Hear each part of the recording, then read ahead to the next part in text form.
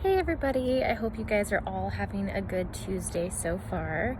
I just wanted to reach out and let you all know that you guys are doing a terrific job of being the best parents that you can be during this really challenging and uncertain time.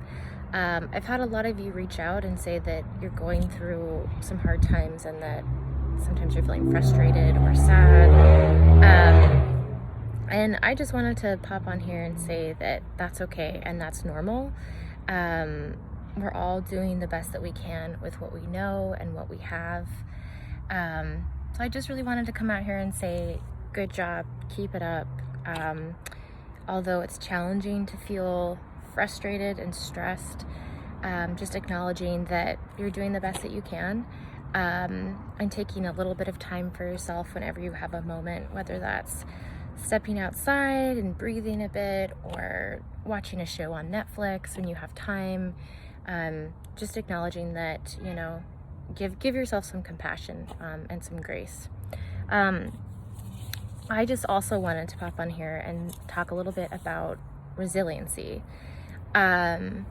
Because even myself, I'm struggling too in terms of like the uncertainty and how to handle all the unknowns and be the best, version of myself throughout this time.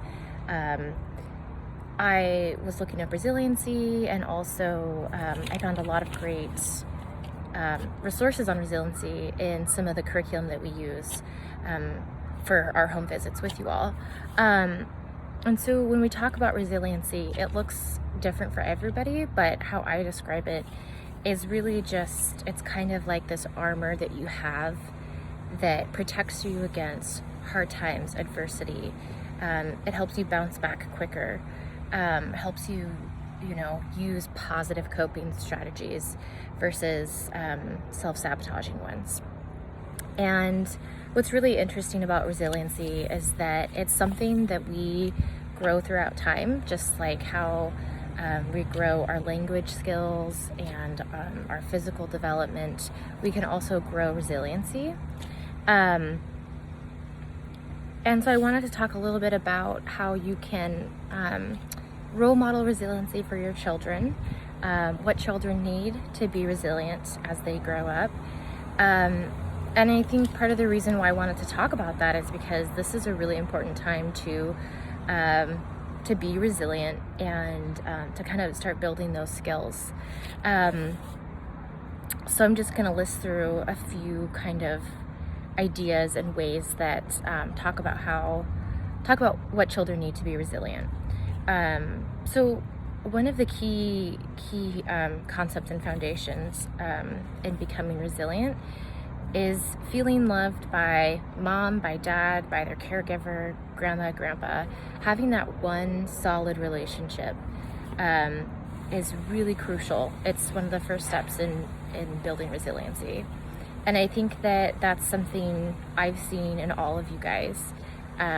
Your love for your children is immense, and it's so important. It's important in building resiliency, and you guys have that down. But I just kind of want to reemphasize that. The second one is having family or friends or relatives play with your children and enjoy it. There's times where we don't have energy to play with kids, right? But when you feel like you have the energy and the time and you're into it, your kids are just gonna love that because they feel important. And then let's see, the next one is having friends and family who make your children feel better when they're sad. It's so simple, right? But it's actually really, really important. Especially throughout this time right now, like I said, it's uncertain. Sometimes we feel sad. Kids might be feeling confused as to why they can't go out and play on the playground. And so just really acknowledging that you understand their feelings, putting a name on their feelings, letting them know that this is what we can do today. We can't do this right now. What would make you feel better? What would you like to do? So just helping them feel a little bit better when they're down. And then also household rules and expectations that they should be followed. So because we're all stuck at home right now, I think I've mentioned this before to some of you, routine is super important. And in building routine, you can also build some household rules and chores with some of your older kiddos. Whether that's, having your kids dry the cups after you're washing them, or just putting all the toys away in a box. Even for some of you guys that have really tiny little kiddos, it's just creating a regular time that you guys are gonna eat, have snack time, have nap time. That's another way of establishing a routine. Also, I think sometimes, household rules, limitations, they get kind of a bad rep, but actually children really need that, and so do adults. We need that routine, we need those limitations, because when we do follow rules, it builds confidence. And when parents say, good job, thank you for helping out with the dishes or putting your toys away, that makes somebody feel really, really good. And lastly, encouragement for becoming independent. It's really easy to just step in and want to fix what our kids are doing wrong, or if they're about to hurt themselves.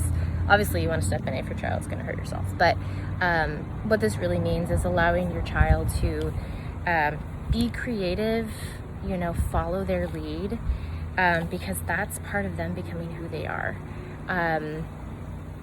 And so those are just some key components to building resiliency that I wanted to talk about today.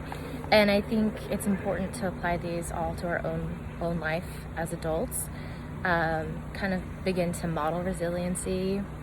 And it might not be easy, but it's definitely worth it. It's definitely worth it because it can help us feel a little bit better about these weird times. And it can start very, very small. Anyways, that is mainly what I wanted to pop on and say to you all, that you're doing a great job, and just to kind of talk a little bit more about resiliency.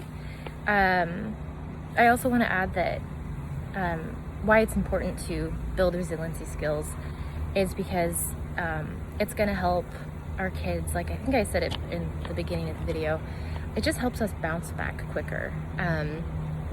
It helps us move through life a little bit smoother, because life will give us lemons, and this is how we're gonna make some lemonade.